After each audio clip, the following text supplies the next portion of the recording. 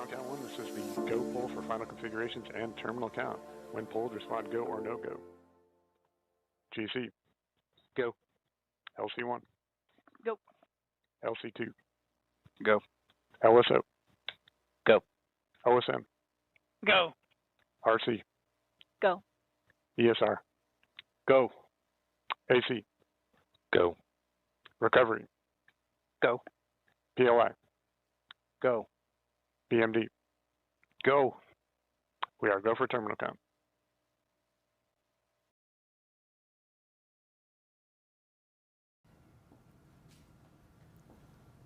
All right, now let's take a moment here. We are at L minus 16 and a half minutes. Let's take a look at New Glenn by the numbers. This is one of my favorite graphics because it really gives you a sense of how big this thing is. All right, let's take a look on the left side. That's where we show how much payload New Glenn can take to orbit. Now, when going to low Earth orbit, or LEO, New Glenn can carry almost 45 metric tons, which is equivalent to 20 full-size trucks. To geostationary transfer orbit, or GTO, which is where most of the communication satellites live, it's a much higher orbit, it can carry around 13 metric tons or 6 pickup trucks. Now, those fins that you see near the top of the booster, each are about 16 feet long, roughly the size of a car, and they're a part of how the booster steers itself back home through the atmosphere. Now, the landing legs, they only take 8 seconds to deploy. They stay tucked away during flight so they're not exposed to re-entry heat. The whole vehicle stands 321 feet tall. And now on the right-hand side of your screen, you will see our engines. The BE-3U engine on the upper stage, they're 14 and a half feet tall and each generate 175,000 pounds of thrust.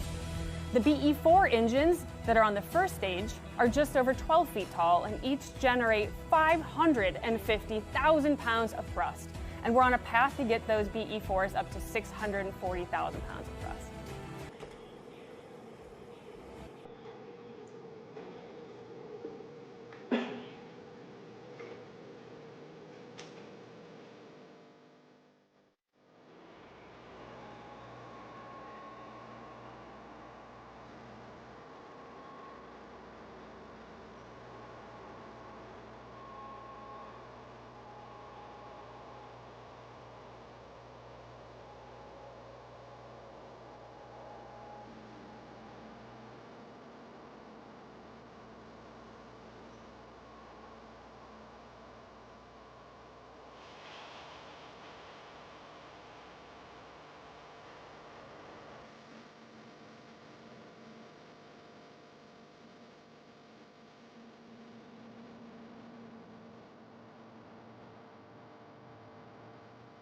Now, in the last 4 minutes or so, just before launch, New Glenn switches over to fully autonomous mode, meaning the vehicle's own flight computers take over and the people on the ground stop commanding it directly. Yeah, this is where we want to hand it off to our Patrick Moore, who is inside mission control, who you saw earlier. He's going to take us through launch and landing.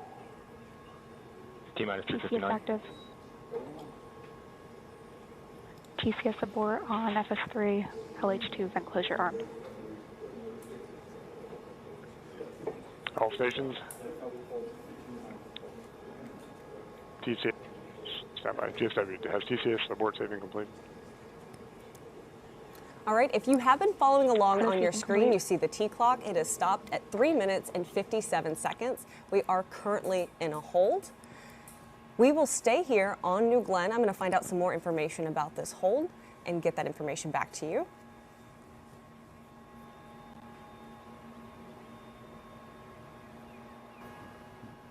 All right, we're around L minus 10 minutes and 30 seconds, but let's spend a minute on Jacqueline. That's our landing ship, the one that brings the booster home. Jacqueline is central to how we make New Glenn reusable. The whole idea is launch, land, and repeat. Jacqueline is the land part. It's the floating platform that stations itself hundreds of miles downrange from the launch site, and it waits for the booster to come back and then makes the trip back home with the booster on board. The Jacqueline is that landing platform vessel where New Glenn will come down, land, and we secure it and bring it back in. She's 380 foot long to 150 foot wide, and she's a self-propelled vessel. We are the recovery side of the operation. This is where GS1 is going to land, and actually that feather is a center point. We have to leave 4 days before launch. We check all our equipment, and we ensure that everything is working, everything is fully functional. We transit for 300 to 400 miles, depending on how far the landing location is. And once we get there, dynamic positioning allows the thrusters on board here will hold this in position within a range of about 10 feet. We'll have a couple small changes of Jacqueline's position. They're going to feed us new coordinates, right? So we might move 500 yards this direction, a little that way, but we're generally in the area. And right up to like 45 minutes or an hour before, that's our final position. When the booster lands, the ROV will come out. Once it's mated with the booster effectively, we'll start pumping high-pressure nitrogen into the booster, which will allow the detanking process to continue to make the booster inert and safe for us to operate around. These are the transit stands. These are what we actually use to secure GS1 to the deck. Each one of these units is individually controlled. We'll have 6 different operators operating them out under the vehicle, and then we're able to lock out the stands, which basically rigidizes GS1 to the LPV deck and allows us to bring it home. The complexity of what we do out here is pretty important because we operate in such an isolated environment. We're hundreds of miles offshore. We're relying on satellite communication. The one thing about working on the ocean and in the elements, we fight it. It never wants to work with you. The best you can do is just get along with it. I hope people understand how important reusability is to this program. Us being out here and allowing us to retrieve these vehicles and bring back and reuse them, we reduce the cost, we reduce pollution. My favorite part of being Team Blue is how everybody works together as a very cohesive group. This is really, really rewarding just to kind of see everyone marching together towards one successful landing operation.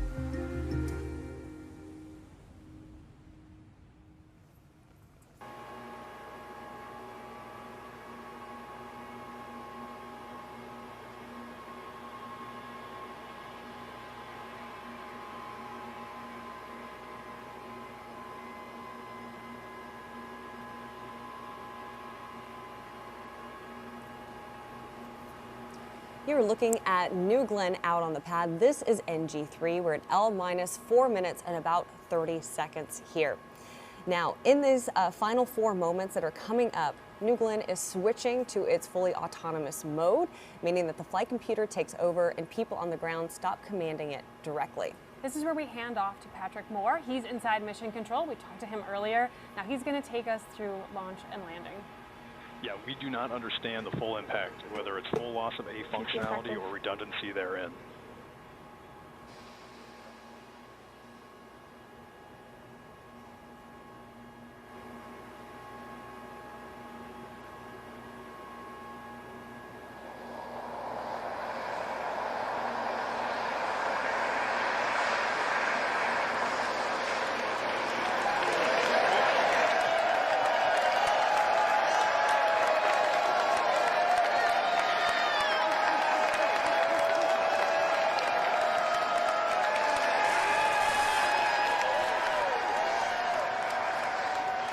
All right, we've got Team Blue across the United States. We're talking Kent, Washington, Launch Site 1 in Texas, and of course, Huntsville, Alabama, with a live look at NG New Glenn out on the pad for NG3. We appreciate everyone getting up early, especially our friends out on the West Coast. It is early for them. You will be able to hear from Patrick in just a moment. We're at T-minus 3 minutes into the launch of NG3. Big shout out to you guys. We love you, Team Blue.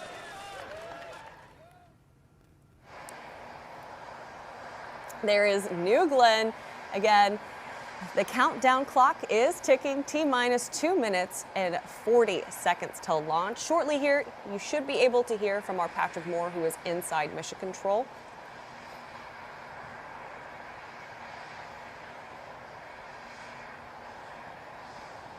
T-minus 2:30.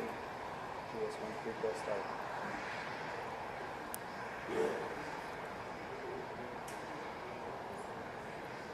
GS2 chilled pre-press start. I don't know what that is. Okay.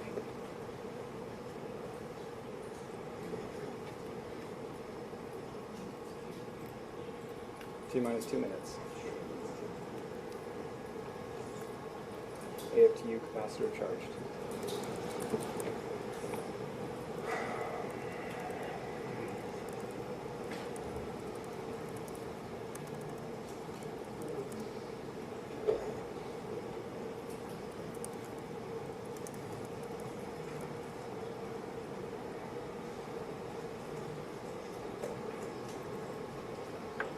T-minus 130.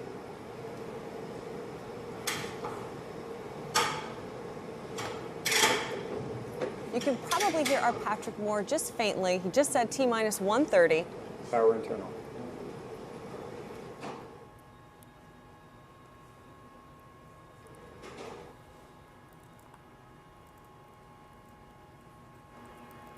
T-minus 60 seconds. Rock, report range status. In this last minute here, they've started up the hydraulics on the forward and aft. Range we grade. might start to see the engines gimbal. The rest will happen very much so in rapid AST succession. flight enabled.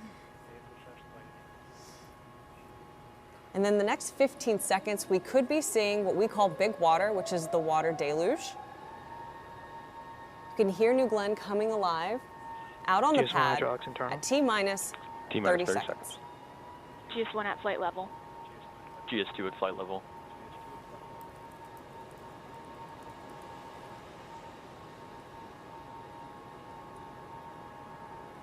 Yes, this water deluge system that Tabitha just mentioned is turned on, and the system provides acoustic. When turned on, it will provide acoustic suppression to protect the vehicle from shock waves and There also it to is. cool the launch pad. There we go. 3, 2, Big water. 1. We're at T-minus 3 seconds.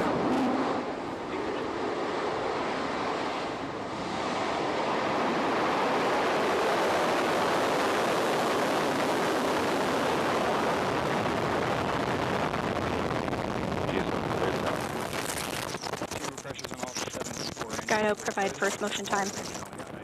First motion time 11:25:01. And New Glenn has cleared the tower. As you follow New Glenn's journey along, look to the bottom of your screen. You can see telemetry there, as well as our time clock.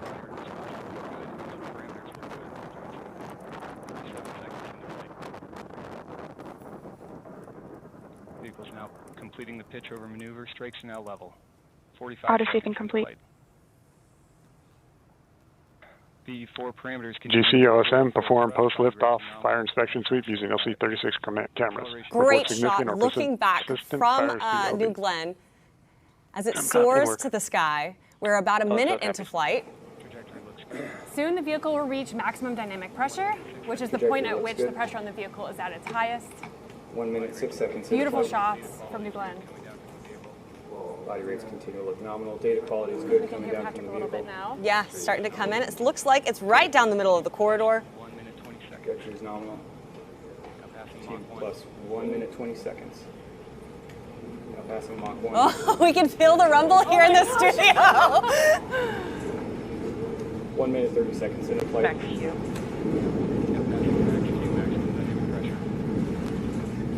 Now passing max Q, maximum dynamic pressure. We have passed max Q. That means Good. the vehicle is supersonic. Your parameters look good at full thrust. 1 minute, 45 seconds in. You can hear everything's looking good. Now 11 kilometers downrange, traveling at 1 kilometer per second. Traveling 1 Coming up kilometer on a 2 second. minutes into flight. Trajectory continues I to look apologize good here. I'm right down repeating a the bit of middle what the track. Patrick's saying because it Operating sounds a bit parameters low are to good. us. It might sound low to you. Body rate's nominal. In less than 1 minute to MECO. 2 minutes, 10 seconds in, less than 1 minute to MECO. Less than 1 minute to MECO, which is main engine cutoff. Acceleration profile continues to look good. Body Wow. rate's nominal. Beautiful. Seeing good activity on About the to fins. pass 2 minutes and 30 seconds into flight. Trajectory is good. Trajectory is 2 good. minutes, 30 seconds in. LDO, so 30 count 1. seconds to MECO. Go. About 30 No seconds to fires or MECO. secondaries observed. LD caps. Body rates continue to look good throughout boost phase. A lot of things are going to happen really Trajectory's good. quickly. We're going to have MECO, main engine cutoff, followed shortly by stage separation, and then payload 10 frame seconds to jettison. MECO. Let's take a look. 2 minutes, 55 seconds into flight. LDGC, no anomalies from the ground systems. LD caps. Standing by for MECO. Stand and we by. have MECO. MECO confirmed. Sorry, correction. Now we have MECO. Body rates We have nominal. MECO. Engines look good. Separation. You're looking down at the two BE3Us. We have ignition and full thrust on both BE3U engines. You hear the cheers? On both BE3Us. That's Team Blue you hear, by the way. Nothing things look good on both BE3U engines. Body rates nominal. Data quality looks good from both stages. Everything's looking nominal. GS2 ignition in full thrust.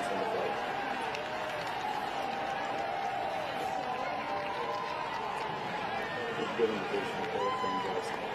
We have payload fairing separation. Body rates continue to look nominal. Engine operating finish continue to look good as well. Not passing 4 minutes in flight. Just over 4 minutes into flight. That beautiful blue marble. Yes, one engine pressure. BE3 engines continue to look good. Some good TPC response. Body rates nominal. We can hear that everything is nominal. We continue to see good data coming down from GS1. We've got our long-range cameras out on the booster. Team Blue is hyped. You can hear it in the background. We're hyped too. While it is a little low to hear Patrick, Alice, you want to walk through what's about to happen now? Yeah, so GS1 will hit apogee very shortly here, or might already have.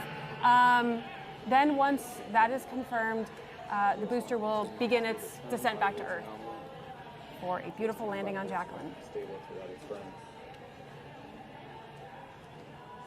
Engine pressures look good on both BE3U engines. Trajectory on both stages looks good. All right, we have confirmed apogee.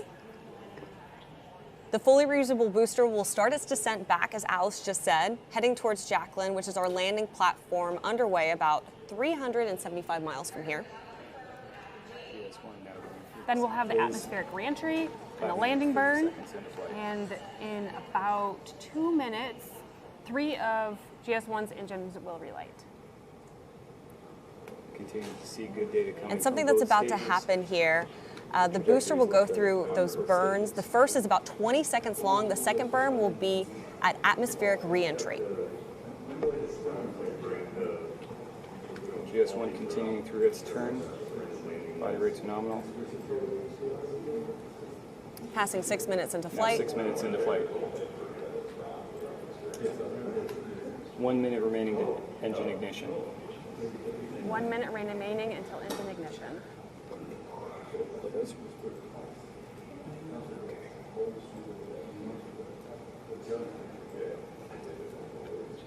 You're looking at a long-range camera. Continues to look good. Everything Trajectory continues to look good. It's that little dot in the middle of your screen if you're tracking. Engine pressures continue to look good. Body rates are nominal. 6 minutes, 35 seconds into flight. GS1's completing its exo turn. Body rates nulling out in pitch, yaw, and roll. Data quality continues to look good.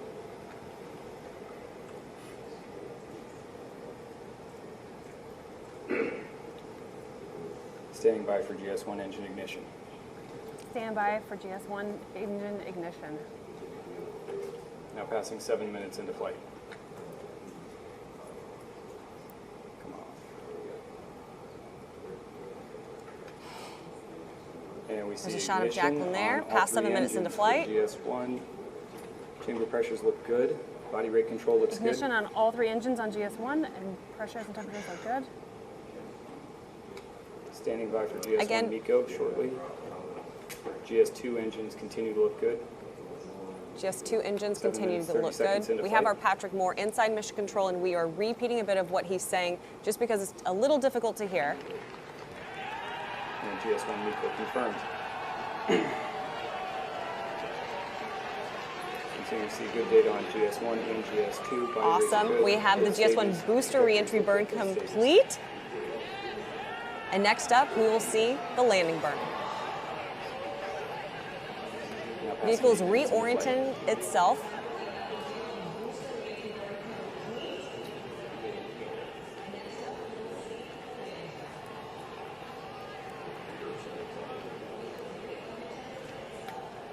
passing through GS1 descent max Q. Passing through GS1 descent max Q. Beautiful shot. Oh my gosh. GS1 there. GS1, seeing good activity on fins. 8.5 minutes into flight. GS2 is now halfway through burn 1. About 30 seconds away from that landing burn. GS2 as expected. Both engines continue to look good. Sounds like the engines look good. Coming up on landing burn. And we see 3 good engines on landing burn. Engine ignition confirmed. 3 good engines on landing burn is what I'm hearing from Patrick. Are they changing GS1? They are. Little low-level clouds. Switch to one engine. Seeing the chamber pressure. Here we go. Oh my God.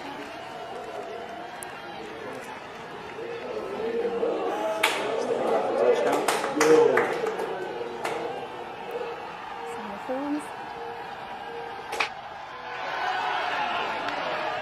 I'm hearing cheers of a touchdown. I think touchdown is. We see a lot of clouds of smoke there, but I'm hearing good cheers. Great drone shots there. There we have it.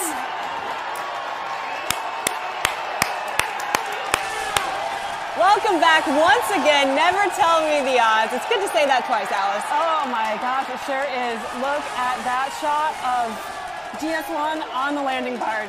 Beautiful landing. We love it when it hits right in the middle of that feather.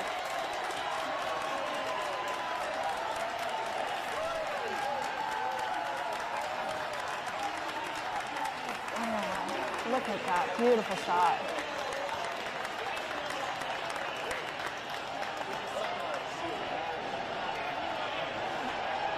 Jacqueline. Love to see it. Never gets old. It doesn't. Back home on Earth. Welcome back. For a second time. Yeah.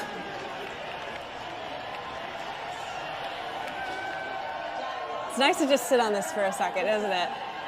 Team Blue is still going nuts. Yeah. You can see we're using our drones, making sure we get this beautiful shot for you guys.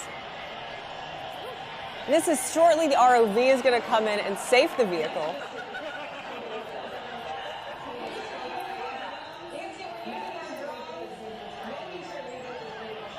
"11 minutes into flight, because of course the show isn't over. The booster is back, but GS2 is going to be delivering our payload for AST. Yeah, the next milestone coming up for GS2 is going to be SECO 1. We should see that here shortly. We'll watch along again on the timeline. On the bottom of your screen. Yeah, that's coming up at about the 13-minute mark.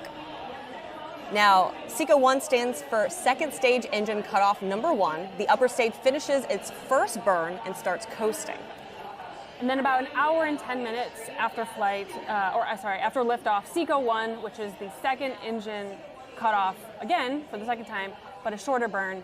That burn fine-tunes the orbit. That is for our AST customer, the Bluebird 7 satellite. Big shout out to our friends at AST who are tuning in today.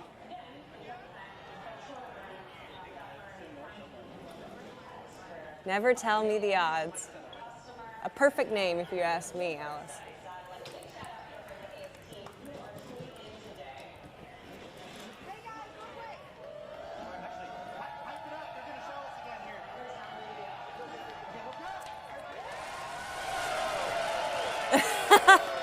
Hey, Team Blue, we hear you.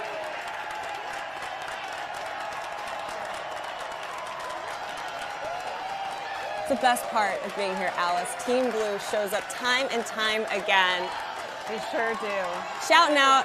Early morning. Early morning. Shout out, of course, to our friends over in Kent, Washington. Extra early for them. Huntsville, Alabama.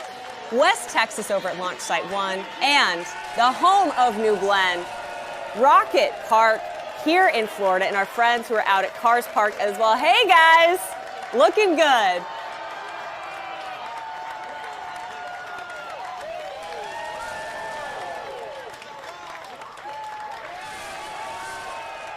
And I'm hearing SECO 1 is confirmed.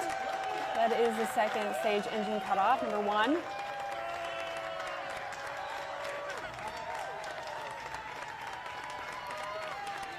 We just can't get enough of seeing GS1 sitting here on the Jacqueline.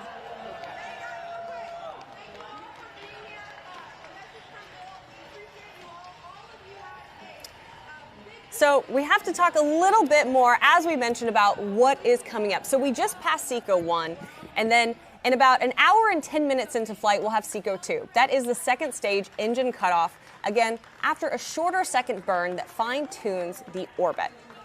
And then finally, an hour and 15 minutes and 44 seconds to be exact into flight, the AST Bluebird 7 satellite separates from the second stage, and that's the moment we officially deliver our customer payload to orbit. Yeah, and of course, bringing back Never Tell Me the Odds is a huge deal for us here, but the mission isn't quite over. Those are the milestones that do still lie ahead. You've got a drone shot there, of course, Jacqueline, and the booster Never Tell Me the Odds, but it's been a great day to be a part of Team Blue. If you want to, you can follow the progress of what's happening with our payload on social media as the flight is progressing.